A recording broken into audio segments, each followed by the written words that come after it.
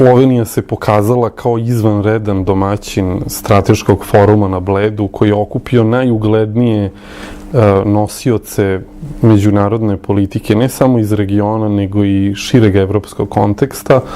Debate na forumu pokazale su da i na ovakvim skupovima može da se dođe do ideja koje imaju direktnu implikaciju u regionalnoj pa i evropskoj politici, a i izvanredna prilika da se porazgovara na marginama skupa o bilateralnim pitanjima. Tako je bilo i ovaj put. Delegacija Srbije razgovarala je sa brojnim sagovornicima iz regiona i šire i mogu da kažem da je ovaj samit pun uspeh kako u pogledu tema kojima se bavio, tako i u pogledu spiska učesnika i tona diskusije koji je bio krajnje pozitivan.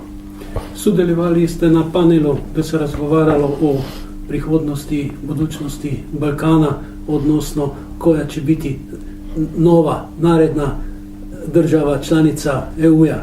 Kakvi su vaši utiski bili sa ovog panela? Budućnost Balkana je u saradnji. Budućnost Balkana je u zajedničkom radu na političkim i ekonomskim projektima koji će onaj skeptični deo evropske javnosti koji možda ima rezerve prema daljem proširenju uveriti u to da zemlje koje još uvek nisu postale članice Evropske unije iz ovog našeg regiona imaju ne samo kapacitet, nego i političku volju na nivou političkih elita da se do tog cilja dođe.